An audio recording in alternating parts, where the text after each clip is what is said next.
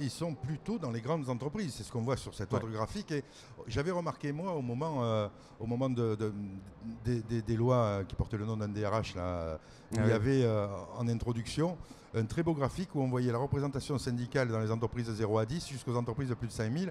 Et on voyait qu'il y avait quasiment sur un carré, ça aurait fait une diagonale, où il y avait 95% de représentation syndicale dans les grosses et quasiment zéro dans les petites. Et là, on voit sur ce graphique, qui est un peu plus parlant parce qu'il est un peu plus fragmenté, qu'ils sont plutôt dans les grandes boîtes. Alors, ils sont plutôt dans les grandes boîtes, mais pas que.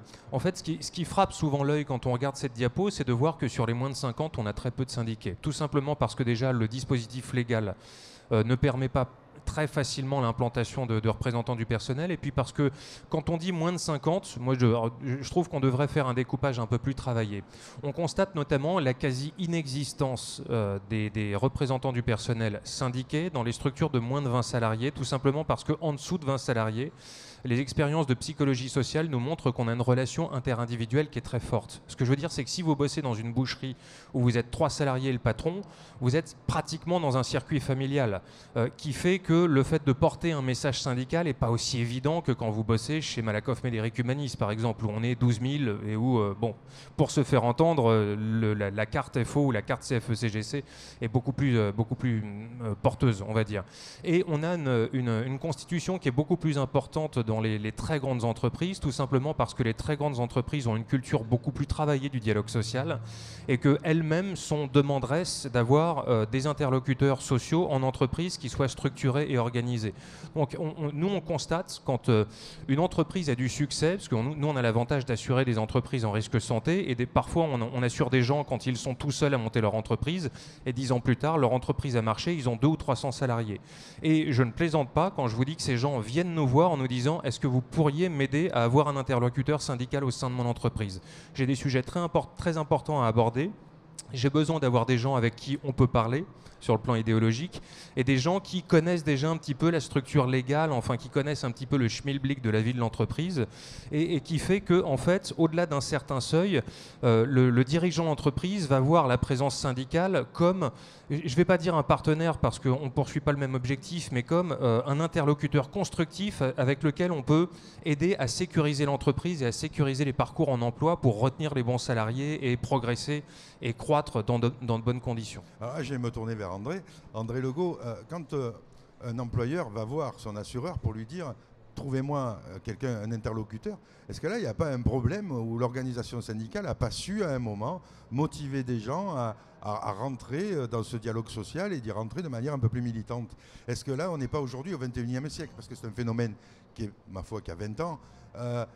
Est-ce qu'il n'y a pas un moment, les organisations syndicales ont cru que ça roulait, que de toute façon les adhérents, il y en aurait toujours, et que finalement aujourd'hui on se rend compte qu'il y a un problème avec la motivation pour aller faire du militantisme?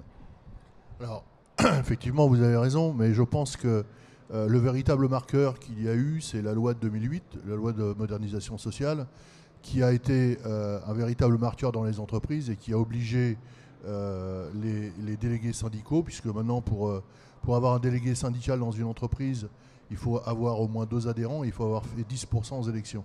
Donc ça a obligé les délégués syndicaux à essayer de développer des sections syndicales dans les entreprises. Et c'est clair que cette loi de 2008 a été un formidable marqueur. Par contre, sur la diapo précédente, la représentation des secteurs d'activité, c'est la représentation liée à votre enquête ou c'est les secteurs d'activité au niveau national? C'est lié à notre enquête. Donc ce sont bien les représentants. Vous avez interviewé combien de personnes? On a interviewé 2000 personnes. Donc les 2000 personnes sont réparties en fonction des tailles d'entreprise et en fonction des secteurs d'activité. Tout à fait. Alors moi, ma première surprise, c'est que je pensais trouver beaucoup plus de monde dans l'industrie, puisque pour moi, l'un des éléments marquants, c'est quand même le fait syndical dans le milieu de l'industrie, et je pensais qu'on aurait un pourcentage beaucoup plus important. Alors, plus d'un tiers de ces répondants, on voit ça sur le graphique qui suit, a déjà de la bouteille au niveau du militantisme syndical, puisqu'ils ont 10 ans d'activité syndicale derrière eux avant de s'engager, de prendre un mandat. On voit ça sur la slide suivante. Là-dessus, il y a un vrai phénomène qui est intéressant, qui est compliqué à ce jour à traduire, mais je pense qu'il y a peut-être un phénomène je dis ça positivement, hein, mais de dépendance aux responsabilités. C'est-à-dire que plus on en prend, plus on y prend goût, curieusement. Et on constate qu'il y a toujours un deuxième effet qui se coule à ce genre de pratique, mais en fait, quand vous commencez à militer, vous avez envie de plus en plus militer jusqu'au moment où vous avez énormément de charges conjointes qui pèsent sur vos épaules, et là, vous avez un petit peu de mal à vous en sortir. Mais effectivement, on constate que le fait de militer est assez tranché, c'est-à-dire que soit les gens, c'est très rare, mais prennent un mandat par erreur et réalisent en quelques mois que en fait, c'est pas leur truc et ils arrêtent. C'est infime comme population, soit l'immense majorité prend un mandat, y prend goût et poursuit tranquillement sa ligne de progression militante. Je ne sais pas si c'est dans votre étude, mais est-ce que vous avez pu remarquer que ce sont les élus qui ne sont pas militants syndicaux qui se rendent compte qu'ils se sont trompés, qui ne sont pas là pour ce pourquoi ils ont cru être arrivés, et que ceux qui sont issus d'une organisation syndicale en ont déjà la formation et eux savent ce qu'ils vont y faire. Il y a aussi ça comme phénomène. Ça, c'est majeur. C'est la raison pour laquelle, alors moi j'ai creusé pour faire du qualitatif ce que proposent en termes de formation toutes les grandes structures syndicales, toutes les grandes centrales, FO, CGT, CFE, etc. Je constate que je dis pas ça pour faire plaisir à mes interlocuteurs, mais il y a un niveau de qualification qui est extrêmement bon, qui est vraiment très très bon techniquement. C'est-à-dire que quand je regarde vos modules de formation, pour moi notamment qui suis juriste de formation, je les trouve extrêmement bien faits.